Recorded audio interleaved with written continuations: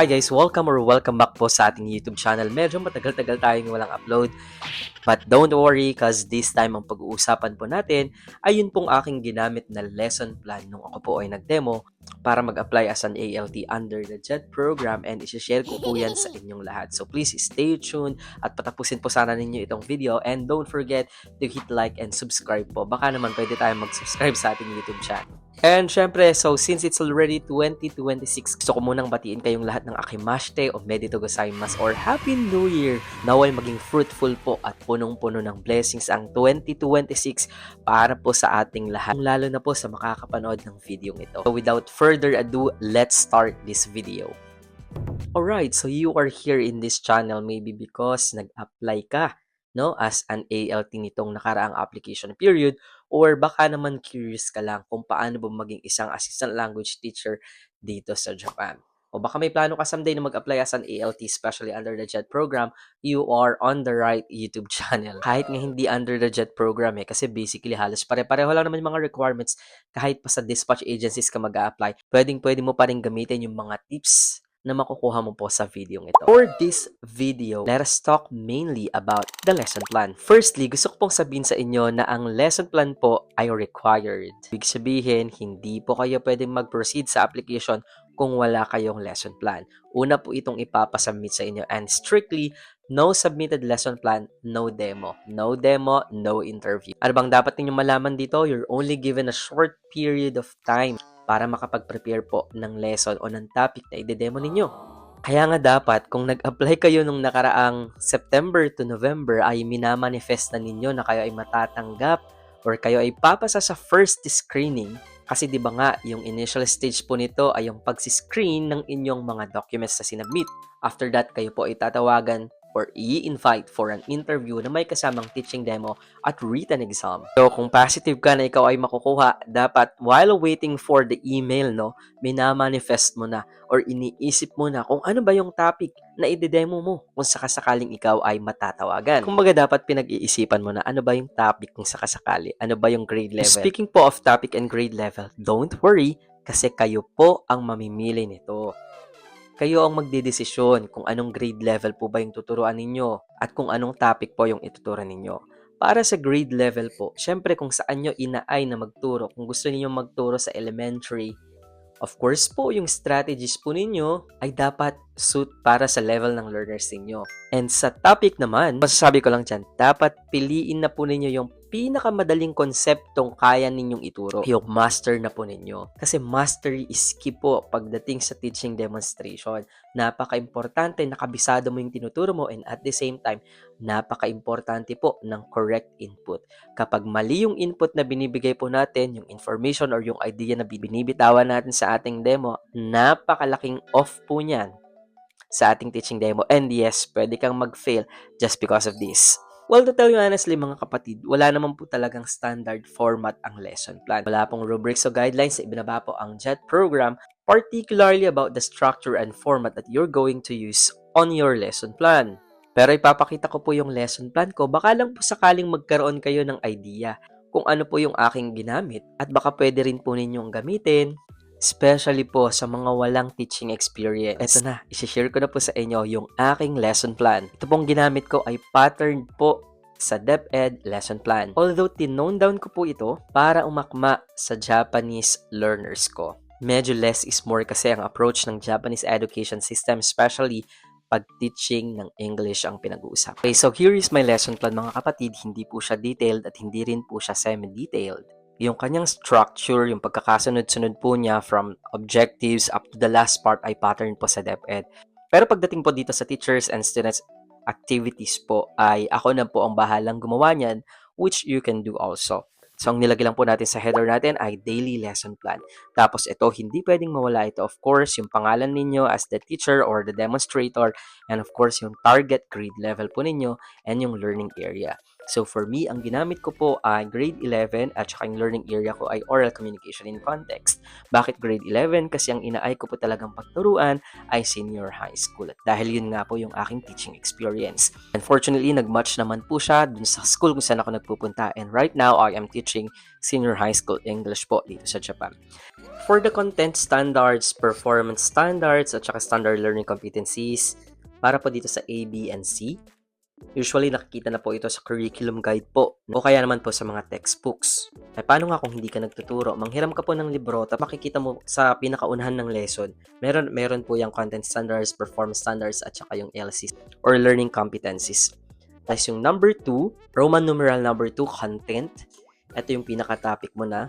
So ito sa akin, letter A, principles of speech writing, tapos outlining. Actually, kapag tinignan mo ito sa curriculum guide, yung principles of speech writing, madaming bullets yan. Katulad nga ng sinabi ko, wag nating pahihirapan yung sarili natin. Wag nating isisiksik lahat ng konsepto sa iisang topic. Kaya nga, outlining lang po yung pinili ko dyan. You also have to remember that you're only given 8 to 10 minutes to demonstrate. Diskarte mo na kung anong ipapakita mo dun sa buong 10 minutes. Nung time namin, wala pong instructions na dapat magsimula na agad sa lesson proper at wala ng motivation. Pero nung ibang time po ata, kung hindi ako nagkakamali, pinapadiretso na po sila sa lesson proper. Now, sir, kaya bang pagkasya ng isang buong oras na lesson sa loob ng 8 hanggang 10 minuto? Ganito po yan. Yung lesson plan mo po, dapat ginawa mo yung lesson plan mo for the whole 1 hour period. However, ang ipapakita mo lang within the 10 minutes would be your best teaching strategies. And syempre, yung communication skills mo. So, may mga parts doon na i-assume mo na sumagot yung bata, may mga parts na natapos na yung activities, and so on and so forth. Hindi siya yung first 10 minutes ng lesson plan mo. No, it's not like that. Roman numeral number 3, learning resources. Ayan, meron tayo dyang letter A, references. Ito, importante na meron kang references, teacher's guide, and then learner's materials pages. Ito na, number 4, procedures. Ang aking procedure ay nahati sa A, B, C, D, E, F, G, H. Ito po ay pattern na pattern mismo sa DepEd. Pero hindi ko kinuha yung eksaktong title ng mga yan. Letter A, presenting a new lesson. Ito, pwede nyong i-edit yan. Kung halimbawa, yung gusto ninyong mangyari sa unang part is reviewing, o di tanggalin po ninyo yung presenting a new lesson, o kaya lagyan ninyo po ng slash reviewing the previous lesson. So, ang ginawa ko po dito, papansinin po natin, sa iba kasi ang gagawin yan, may teacher's activity. Halimbawa, sabi ni teacher, good morning students or good morning class. Tapos sa kabilang column naman, may sagot yung estudyante. Di ba yun yung usual, yung traditional na detailed lesson plan natin. Tapos may sagot yung estudyante, sasabihin niya, good morning sir. Sa akin dito, hindi ko ginawa yon. Bakit? Para mas maging flexible ako sa kung ano man yung sasabihin ko. So, generalize ko lang yung mangyayari o yung gagawin basically. Tapos ako nang bahala mag-adjust. Kaya nilagay ko lang dyan, letter A, greetings and setting up the mood. Teacher distributes affirmations on colored papers and groups the learners based on their hand-picked color. Tapos letter B, ito pansinin ninyo, naglalagay lang tayo ng title ng mga activities na pinapagawa natin, unfolding the magic word. Tapos pinapakita ko kung ano yung magic word. That's my example and then my synonyms. Ito, halimbawa, ang nilagay mong example sa iyong lesson plan ay isa lang. Necessarily ba na isa lang din yung sundin mo? Depende sa iyo kung meron ka pang oras. Kaya nga ako dapat flexible lang. Kung halimbawa nabitin ka sa oras, pwede kang magdagdag ng iyong lesson plan. Letter C, riddle time.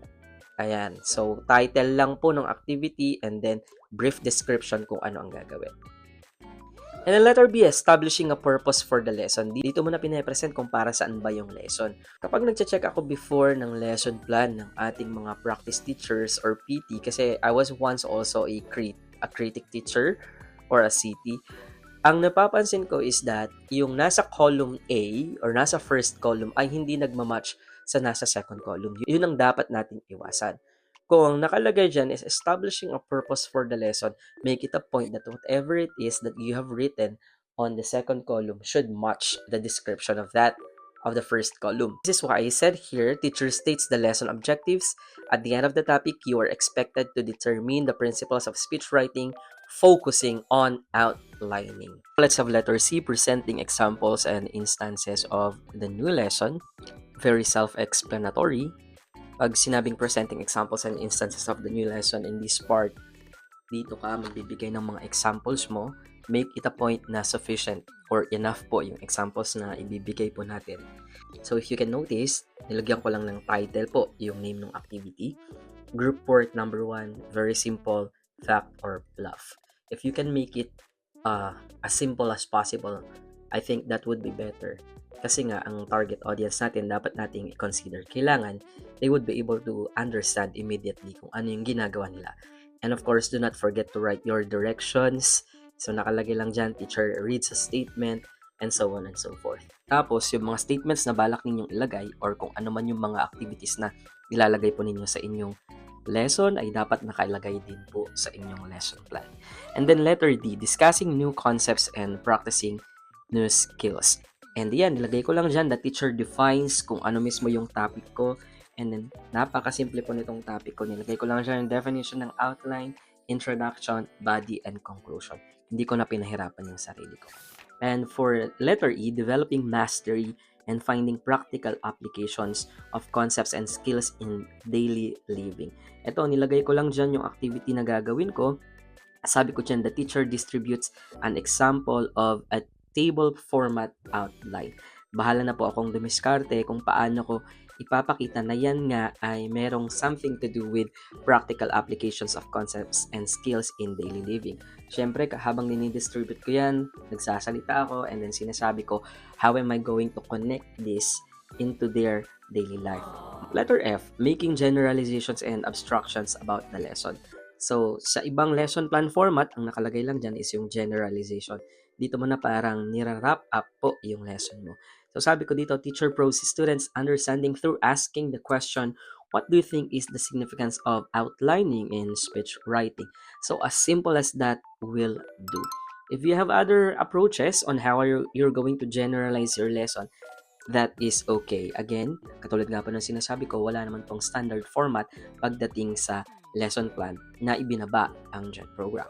And for letter G, evaluating learning, the teacher distributes an activity sheet and calls a representative each group to present their output. So, nakalagay lang din siya yung activity sheet na present ko and then, ang balak ko nga dyan is magtawag ako per group ng representative. Bakit ko nilagay dyan? So, in case hindi man ako makaabot dyan, at least pinapakita ko no, na meron akong activities na hindi lang pang group activity, may peer work ako, meron akong individual activity, which is, I think, very important. So, just a tip, kung gusto po ninyo mas okay yung teaching demo ninyo or yung lesson plan po ninyo, dapat varied po yung activities ninyo. So, hindi lang siya puro individual activities, hindi lang siya puro pen and paper. Dapat meron din kayong peer activities as well as yung group activities. And makikita nyo rin yan sa ating letter H, additional activities for application or remediation. Nilagay ko dyan, individual assignment. I had to emphasize yung individual so that the committee will realize na my lesson plan is, yun nga, sobrang varied or differentiated learning yung approach. And ito, yung remarks natin dyan, yung reflection, yung 5 and 6, bilinangko ko na lang yan. I just would like the committee to realize na yung ginamit ko is yung DepEd lesson plan na. Kasi nga, I had a teaching experience po sa DepEd. And ito rin, dapat hindi mawawala ito, yung prepared by, and then syempre, yung inyo pong pangalan. And nilagyan ko na lang dyan ng assistant language teacher applicant. So there you have it mga kabayan. I hope po meron po kayong natutunang idea po mula po sa ating sharing ngayon. And I hope po na isubscribe po natin itong ating YouTube channel. And as time goes by, I wish na mag-grow pa po itong ating network. And kung meron pa po kayong mga katanungan, hindi malinaw na part, pwede po kayong mag-comment dyan sa comment section. Paki-follow na rin po ako sa Facebook. Yan po yung ating mga social media accounts. Andun din po tayo sa TikTok. Don't forget to share this video to your friends mga kabayan.